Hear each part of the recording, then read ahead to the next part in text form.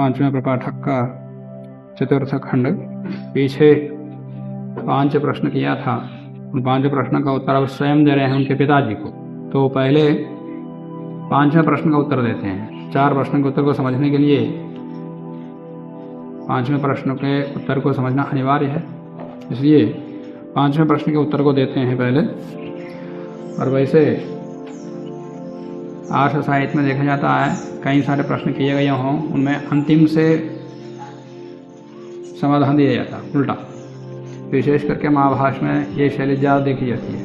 3-4 प्रश्न किया हो तो उसमें पहले का उत्तर नहीं देंगे, सबसे पहले अंतिम प्रश्न रहता है, फिर उसके बाद उसके पिछला, उसके पिछला, उसके पिछला, ऐसा समाधान का क्रम रहता। पर यहाँ 5वां प्रश्न अन्य प्रश्न के उत्तर को समझने के लिए उपयोगी होने से पहले उसी को उत्तर देते हैं। असौ वावा लोकः गौतम अग्निः तस्य आदित्यः एव समित् रश्मयः धूमः अहः अर्चिः चंद्रमा अंगाराः नक्षत्राणि विस्फुल्लिंगाः। असौ वावा लोकः, गौतम अग्नि है। गौतम वो जो द्युलोक है वही अग्नि है। 5वां प्रश्न क्या था?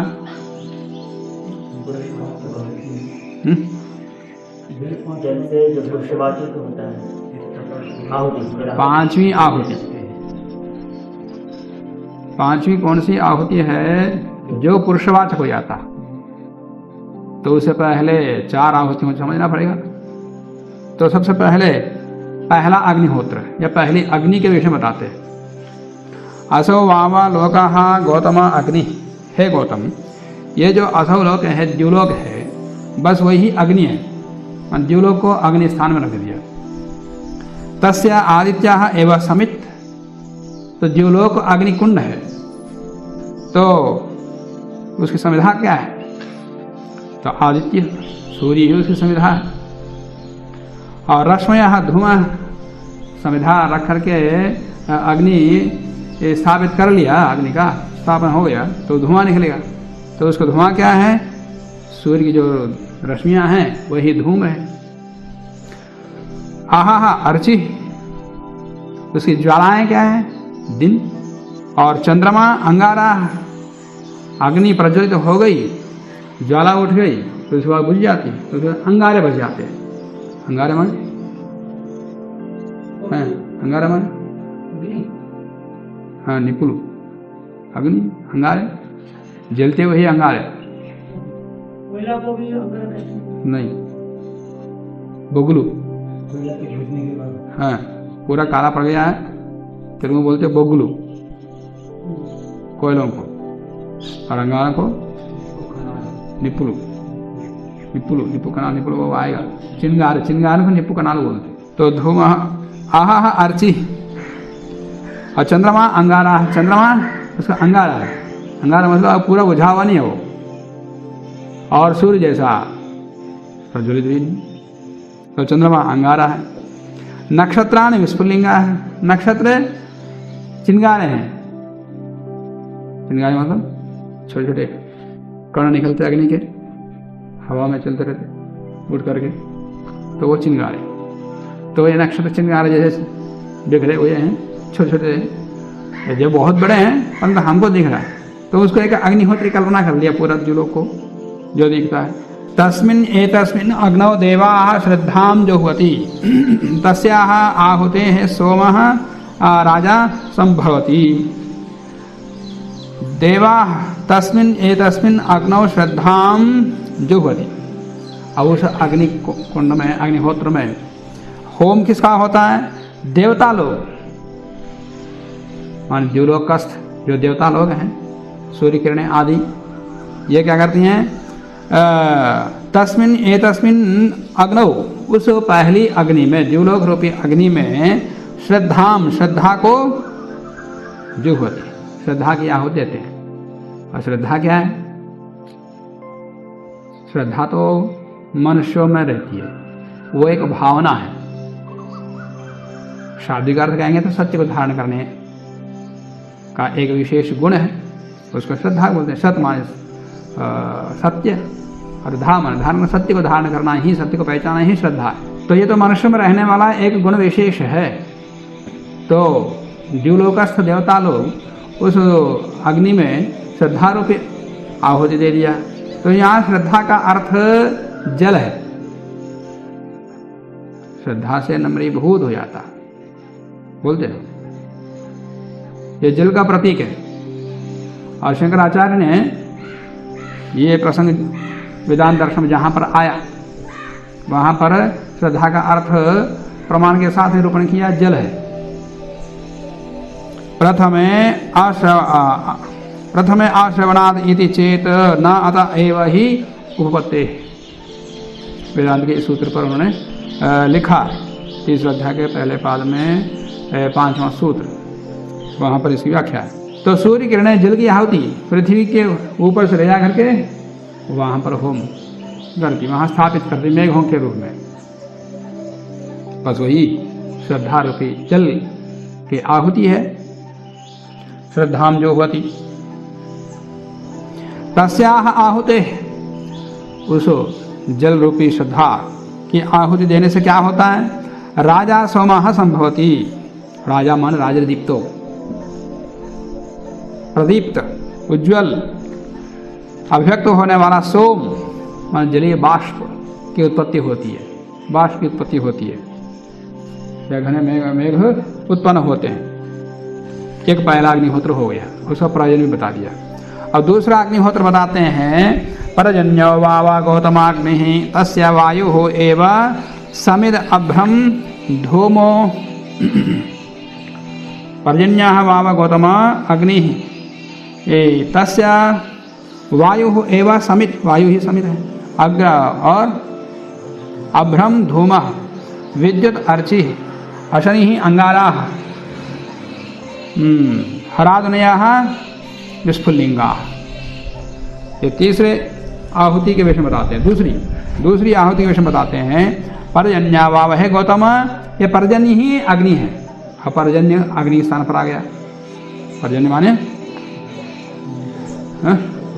मेघ, और आगे अभ्र भी आ रहा, और अभ्र का अर्थ मेघ, घना, जो घने बादल बन चुके हैं उनको अभ्र, और जो अभी बाष्प रूप होकर के एक संग्रहित हो रहे हैं वो पर्जन्य है। इन दोनों में भेद, जबकि सामान्यता है ये पर्यायवाची है। तो पर्जन्य वाव गौतम है, गौतम ये पर्जन्य ही अग्नि है। और समित क्या है? तस्य वायु एव समित, वायु ही उसका उसकी समिधा है। और अभ्रम धूम, जो घने बादल बन गए वो उसका धूम है। और विद्युत अर्ची, और घने बादल बनने के बाद उनके अंदर जो बिजली चमकती है टकराने से, वो अर्ची है, उसकी ज्वालाएं। और अशनि ही अंगारा, जो अशनि है वो अंगारा है, अग्नि विशेष है। और हरादनीय विस्फुल्लिंगा, ये अग्नि के जो सूक्ष्म कण हैं वही उसके चिंगारी हैं। माने गर्जी जो ध्वनि, हरादनीय का मतलब, हरादनी यहाँ उसकी जो गर्जना ध्वनि है बादलों की, हराद माने एक विशेष घोष होता है। तो हरादनी मतलब यहाँ पर बादलों की जो गड़गड़ाहट, वही उसका विस्फुल्लिंग है, चिंगारी है। इस प्रकार से दूसरे अग्नि का स्वरूप बता दिया। उसमें होम क्या होगा? तस्मिन् अग्नौ, इस प्रकार के दूसरी अग्नि में देवा सोमम राजानम जो होती तस्याह आहुते है वर्षम संभवती। देवता, ये अंतरिक्ष लोक, पहले द्युलोक में विद्यमान देवता, अब अंतरिक्ष लोक के जो देवता है वे तस्मिन् इस पर्जन्य रूपी दूसरे अग्नि में सोमम राजानम, सोम रूपी राजा को, जलीय बाष्प को जो होती स्थापित करो, होम करते हैं, उसकी आहुति देते हैं। तस्याह आहुते, उस आहुति से वर्षम संभवती, वर्षा हो जाती है। ये दूसरे अग्निहोत्र का प्रयोजन है। तो दूसरा अग्निहोत्र कौन, दूसरी आहुति क्या हुई? जल के बाष्प की आहुति। अब पहले वाले अग्निहोत्र में आहुति कौन है? श्रद्धा, तो श्रद्धा की आहुति हुई। और यहाँ पर सोम राजा की आहुति हुई। अब तीसरे अग्निहोत्र बताते हैं कि पृथ्वी वाव गौतम अग्नि ही, ये जो अग्नि है पृथ्वी ही अग्नि है, तीसरी अग्नि। तस्याह संवत्सरः एषः समित, संवत्सर ही उस अग्नि का पृथ्वी का समित है। और आकाशः धूमः, संवत्सर उसका अग्नि है तो आकाश उसका धूम है। रात्रि ही अर्ची, रात्रि उसकी अर्ची ज्वाला है। और दिशा अंगारा, दिशा है उसकी अंगारा है। और अवांतर दिशा विस्फुलिंग, अवांतर दिशाएं ही विस्फुलिंग है, चिंगारी है। और उसमें आहुति किसकी होगी? तस्मिन् एतस्मिन् अग्नौ देवाः वर्षं जुह्वति तस्याः आहुतेः अन्नं संभवति। तो पृथ्वी अग्नि है और संवत्सर संविधा है, तो संवत्सर रूपी संविधा में क्या कर दिया? तस्मिन् देवा, देवता लोग, पृथ्वी लोग के जो देव लोग हैं वे यह प्रकृति के नियम है। देवाः तस्मिन् एतस्मिन् अग्नौ वर्षम जुह्वति, अब वर्षा की आहुति, पहले तो वर्षा फल था, अब वही आहुति हवि द्रव्य बन गया। पहले अग्निहोत्र का प्रयोजन क्या बताया था? श्रद्धा की आहुति से सोम राजा की उत्पत्ति हुई। और दूसरे अग्निहोत्र में सोम राजा की आहुति हुई, सोम राजा की आहुति से वर्षा हुई। तो वर्षा के जल को आहुति यहाँ दे रहे हैं, जो जो उत्पन्न होता जा रहा है उसकी आहुति देते जा रहे हैं। तो तस्मिन् एतस्मिन् अग्नौ देवाः वर्षं जुह्वति, जो पिछले दूसरे आहुति से वर्षा उत्पत्ति हुई थी उस वर्षा की आहुति यहाँ दे दिया। तस्या आहुतेः अन्नं संभवति, अब अन्न की उत्पत्ति हो गई, अब अन्न की आहुति आगे देंगे चौथे अग्निहोत्र में। पुरुषो वाव गौतम अग्नि तस्या वाक् एव समित, प्राणः धूमः, जिह्वा अर्चि, चक्षुः अंगाराः, श्रोत्रम विस्फुलिंगा। अब पुरुष ही अग्नि है, अन्न की उत्पत्ति हो गई पीछे वर्षा की आहुति से, अब पुरुष अग्नि के रूप में आ गया। तो है गौतम, ये चौथा अग्नि है, ये चौथा अग्निहोत्र है। तो पुरुषः अग्नि, तो समित क्या है? तस्य पुरुष से, उस पुरुष का जो वाक है वही समित है। और प्राणः धूमः, वाणी समित है तो उससे निकलने वाला धुआं क्या है? प्राण। और जिह्वा अर्ची, जिह्वा लपटें, अर्ची माने क्या होता है? अग्नि की लपटें निकलती हैं, ज्वालाएं है, लपा के जाना बोलते, इसमें क्या है? आग बहुत जल्दी लपक जाती है किसी घास में मिल जाए या कपड़ा मिल जाए, जल या पेट्रोल मिल जाए, ऐसा कोई मिल जाए तो और ज़्यादा लपक जाती है, पूरा अपने चपेट में रखती लपक जाती है और फिर लपटे मोड़ उसको बोलते हैं। ये जीवा को लपटा क्यों, आरसी क्यों बोल दिया है? ये भी लपक जाती है। सामने कोई बढ़िया खाने की चीज़ आ जाए, खट्टी मीठी आदि चीज़ लपक जाती, वहाँ तो जा नहीं पाती, परंतु यहीं पर बैठे बैठे बोलते, उसमें पानी आना जाता, पानी निकल जाता, जल्दी खा लो। फिर आदमी तुरंत दौड़ पड़ता, उसको लेता, फिर उसको आहुति दे देता। ज्वाला निकल गई माने अंदर से पानी निकल गया तो उसमें आहुति देनी पड़ेगी। जिसको देखते ही अग्नि निकल पड़ी माने पानी निकला, पानी को अग्नि बोल दिया।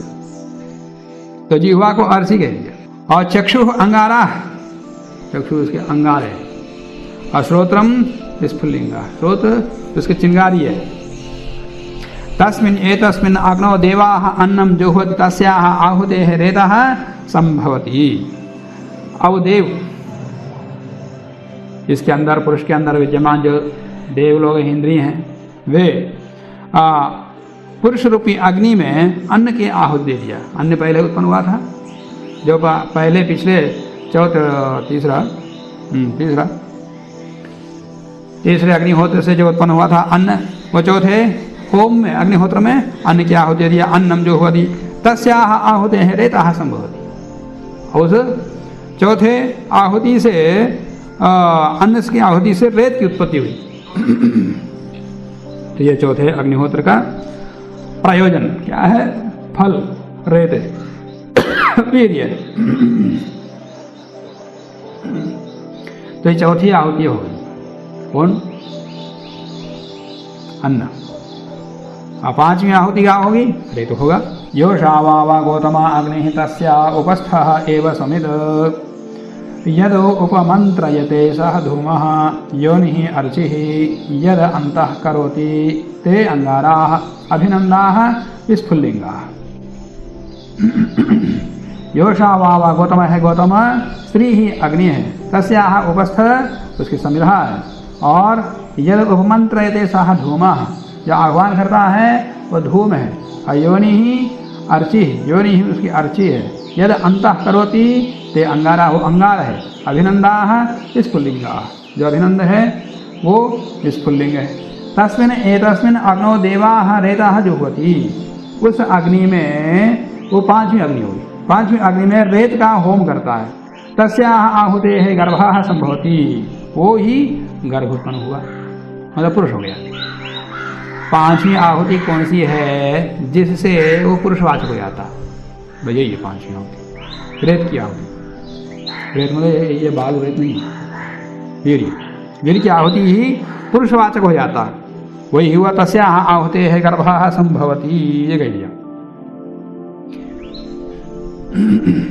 इति तो पंचम्याम आहुतो आपाः पुरुषवाचसाः भवन्ति इति सः उल्वावृतः गर्भः 10 वा 9 वा मासान् अन्तः शयित्वा यावद्वा अथ जायते। इति तो पंचम्याम आहुतो, इस प्रकार से जो पांचवें अग्निहोत्र का स्वरूप बता दिया। इति इस प्रकार के पांचवें प्रकार के अग्निहोत्र में पंचम्याम आहुत, पांचवी आहुति में आपाह पुरुषवचः, आपाह मतलब यहाँ पर वीर्य रूपी जो जल तरल पदार्थ, वो आपाह अनेकों स्थानों पर वीर्य के लिए आपाह शब्द आया, तो आपाह पुरुषवचः भवन्ति, बस यही पुरुषवाचक हो गया।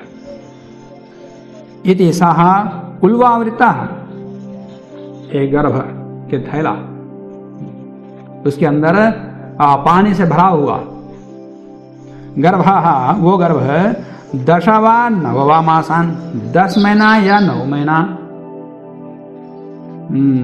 वेद मंत्र भी आता 10 महीने में 10वें मास से प्रजायते, ये ऋतु में है, वेद मंत्र में भी आता 10वें महीने में पुरुष उत्पन्न होता है, या 9वें महीने में, लोग में तो 9 महीना, अब वेद कहता है, शास्त्र में भी आता 10 महीना, निरुक्त में भी आया, वेद भी कह रहा, ऋग्वेद में आता मंत्र, तो 10वें महीने में उत्पन्न होता है, और लोक में देखा जाता 9वें महीने में, तो प्रत्यक्ष से विरुद्ध हो गया। प्रत्यक्ष से विरुद्ध नहीं, ठीक 10 महीने का 10 महीने पूरा होने के बाद ही उत्पन्न होता, फिर 9 महीना क्यों बोलते? मास का मतलब ये मास नहीं है जो हम 30 दिन का गिनती करते, 30 दिन का एक मास, वहाँ मास का मतलब माँ का, माता का मास, हर माँ का मास अलग होता, कोई 26 दिन का, कोई 27 दिन का, कोई 25 दिन का, किसी का 24 दिन का, 20 दिन से लेकर 25 दिन का हर अलग मास होता स्त्री का। वो उनका जब 10वां महीना पूरा हो जाता है तब उनकी उत्पत्ति हो जाती है। ये ऋषि महर्षि ने पूरा प्रयोग किया, गणना किया, यहाँ तक भी घंटों तक में। उन्होंने कहा कि यदि और ध्यान देता तो निमेश तक भी ठीक निकल जाता, तो ठीक 10 महीने घंटों और मिनटों का भी समय जब पूरा हो जाता है उसकी उत्पत्ति हो जाती है, तो 10वां महीना ही होता है। 10वां महीने के बाद जब कहा जाता है 9वां महीना भी ठीक है, 10वां महीना भी ठीक है। 10वां महीना जब कहा जाता है तो माता का मास 10वां महीना पूरा हो जाना, और 9वां महीने का मतलब यह है कि हाँ 30 महीने का ये 9 महीना हो जाता है। तो दोनों प्रकार से यहाँ कह दिया, 10वां 9वां भी 10वां है मूल में, एक ये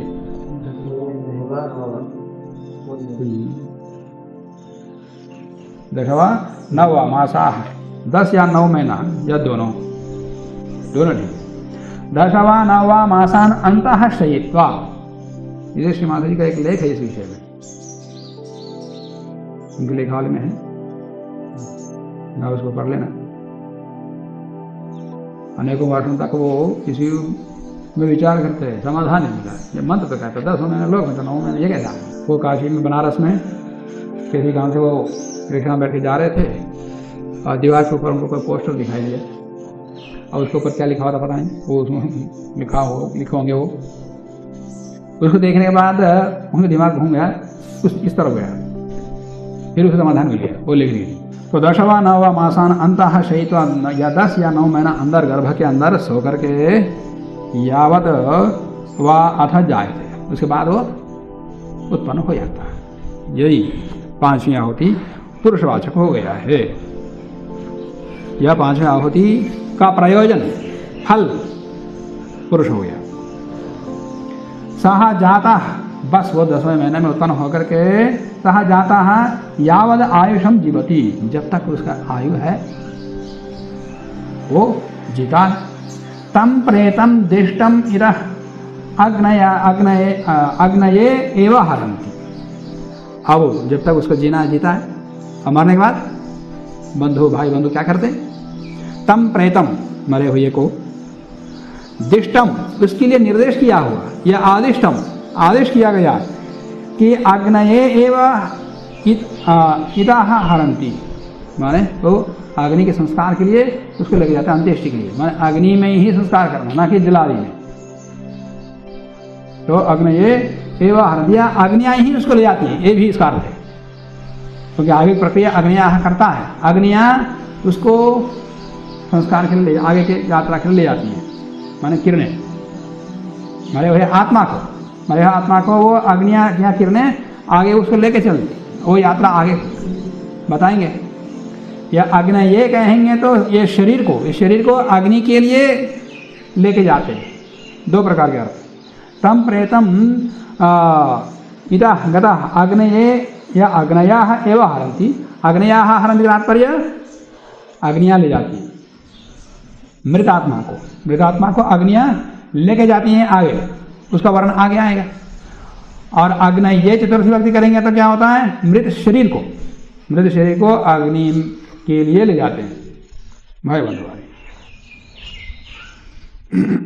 तो इस प्रकार से 5 आहुति किस किस की हुई? श्रद्धा, सोम, वर्षा, अन्न, रेत, ये 5। तो 5वीं आहुति का ही परिणाम फल प्रयोजन पुरुष हुआ। तो 5 प्रश्न का उत्तर दिया। तो उनके पिताजी ने पढ़ाए, तो इसे उत्तर आया नहीं, और पिता को भी नहीं आया, तो फिर वो राजा ने स्वयं उसको बता दिया कि 5वीं आहुति ये है, 5 प्रकार के यज्ञ हैं, उनमें से 5वें यज्ञ का परिणाम पुरुष होता है, ये उनको ये समझा दिया।